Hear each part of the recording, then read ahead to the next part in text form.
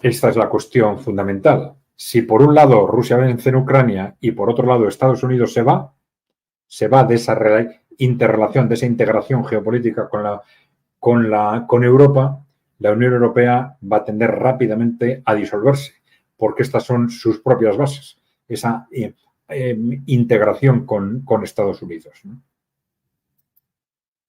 Bueno, esto es una simbología de esa disolución progresiva de la Unión Europea, ¿no? Bueno, digamos, si Estados Unidos se va, la Unión Europea se disuelve. ¿Por qué? Bueno, pues tendríamos, por un lado, que Alemania rápidamente se independizaría de Estados Unidos. El país que probablemente de los grandes países ha dependido más directamente de Estados Unidos. Claro, esto no lo podemos interpretar en base a líderes políticos concretos. Lo que va a suceder es que estos líderes concretos que están ahora en el poder, lo que se van a sentir es absolutamente huérfanos, ¿no? Es decir, claro, este poder que nos mandaba desde Estados Unidos de pronto desaparece, pero claro, van a quedar sin las bases institucionales que les soportaban y van a ser cuestionados rápidamente, ¿no? Sí. Adrián, yo tengo una pregunta. Si Estados Unidos se va y la Unión Europea se disuelve, ¿no existe una posibilidad realmente de una reconfiguración de la Unión Europea, una más independiente, siguiendo realmente los verdaderos principios con los que se creó la Unión Europea? Por una Europa más integradora, más avanzada. Bueno, esa es la cuestión clave. Es decir, sin prejuzgar ya desde una perspectiva ideológica o estratégica u otra, que es hacia dónde tendría que ir esa Unión Europea, pero esto sería un marco conceptual perfecto, efectivamente, ya lo comentaremos luego también, para que Europa define un marco institucional adecuado a sus intereses, no ya, digamos, definido en función de los intereses de Estados Unidos o de los intereses de ese poder corporativo, de Wall Street o de la City, ¿no? Pero bueno, bases de esto, bases de esa caída, de esa disolución de la Unión Europea. Primero, Alemania se independiza de Estados Unidos y de una forma o de otra empieza a pensar en sus propios intereses y los intereses de Europa, no solo dentro de su propia actividad, sino en cara a las instituciones de Bruselas. Se cuestiona la OTAN, que es otra de las bases de la Unión Europea.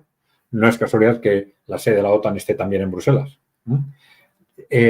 Con esto desaparecen las bases institucionales de la actual Unión Europea y a la vez ese partido único que ahora componen todavía, pues formalmente socialdemócratas, liberales, populares, etcétera, pero que son en realidad defienden lo mismo con matices, ¿no?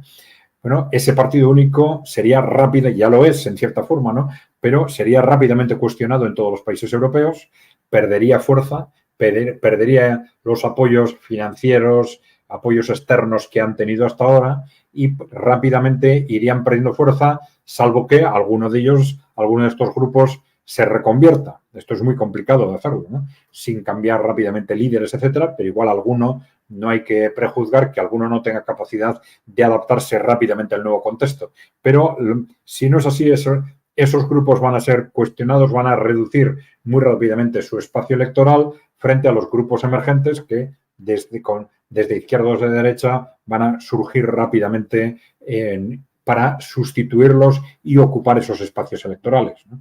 Y esto va a llevar muy rápidamente a una nueva configuración institucional de Europa, ¿no?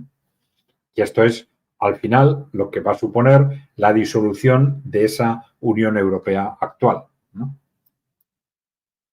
Bueno, es esa OTAN que al final es una integración institucional clara de Estados Unidos y Europa Occidental o, si se prefiere, una expresión del sometimiento militar de Europa a Estados Unidos.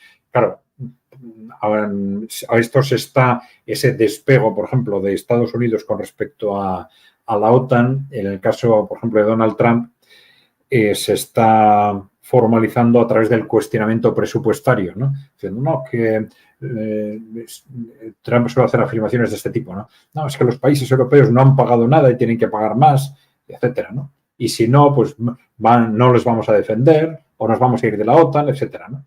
Claro, con esto que se está diciendo, porque claro, Estados Unidos estaba aceptando esa situación, pero claro, Estados Unidos no lo aceptaba porque fuesen tontos, ¿no? Lo estaba aceptando porque este era un reflejo de ese sometimiento, esa dependencia militar de Europa con respecto a Estados Unidos. Era un instrumento clave para el sometimiento político de Europa, ¿no? Entonces, Donald Trump, cuando cuestiona ese régimen presupuestario, lo que está es planteando argumentos para despegarse de la OTAN, ¿no?